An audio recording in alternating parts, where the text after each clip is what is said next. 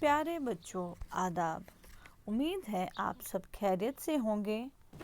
बच्चों, आज का जो हमारा उन्वान है वो है खतूत नवीसी, यानी खत। जो हम खत लिखते हैं, खत क्या होता है?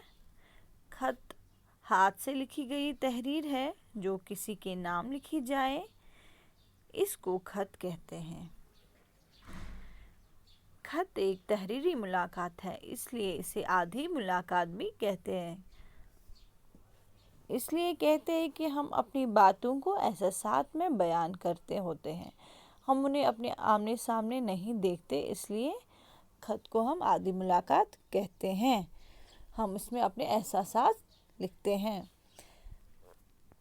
खत के दो हिस्से होते हैं जिसे हम खत के काम कहते हैं।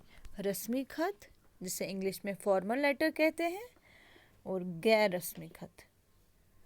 फॉर्मल रस्मी खत यानी जो हम खत हुकूमत या किसी भी इदारे के सरबराहों के नाम लिखते हैं, और गैर रस्मी खत हम अपने वालिदैन, रिश्तेदारों और दोस्त अहबाब के नाम लिखते हैं। खत के हिस्से। अब खत के हिस्से, पहला हिस्सा जो है, खत के 5 हिस्से होते हैं।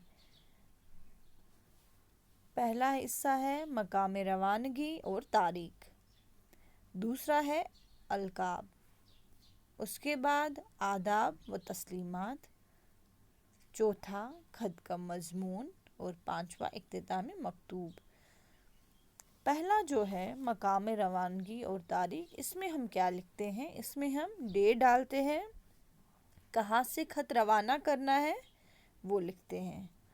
अलकाब यानी हम उनको किस नाम से पुकारते हैं, यानी प्यारे अब्बू जिनके नाम लिखना है, या प्यारे दोस्त, प्यारे चाचा जान।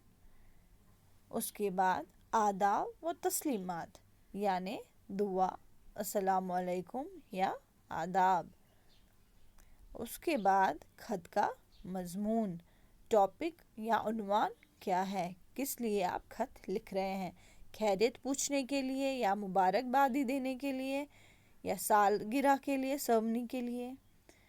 उसके बाद हमारा जो खत है वो इख्तिताम पे पहुंचता है, इख्तिताम मकतूब। वो सलाम, आपका दोस्त, ऐसे। आखिर में जब हम खत को तह लगाते हैं, उसके बाद उसे लिफाफे में डालते हैं, तो हमें एक तरह से लिखना होता है कि कौन भेज रहा है और किसको भेज रहा है। ठीक है बच्चों, समझ आया? और खत के कुछ उसूलात भी होते हैं। ठीक है, खत के उसूल। खत लिखते हुए चंद नुकात को मद्देनज़र रखिए। जो कुछ आप लिखना चाहे वो मुख्तसर अल्फाज में लिखे, यानी शॉर्ट वर्ड्स में। इतना लंबा ना लिखे कि बोरियत हो जाए। खत को छोटे छोटे जुमलों में मरतब करें। खत को तरतीब देना है, यानी कोई भी फजूल बात नहीं करनी है।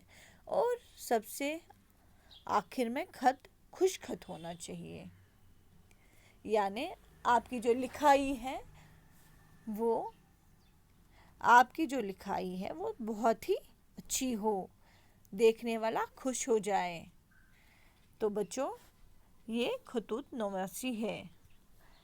आपको अब समझ आया खत कैसे लिखते हैं, खत के हिस्से क्या हैं, खत के इकाम क्या है।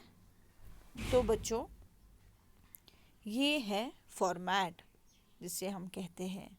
ठीक है, आज का हमारा जो खत है, हमें किसको लिखना है? अपने प्यारे दोस्त को लिखना है, उसकी अम्मी के बारे में लिखना है। आप उसकी अम्मी की खबर पूछने के लिए लिख सकते हैं। उम्मीद है आप सबको समझ आया होगा। शुक्रिया।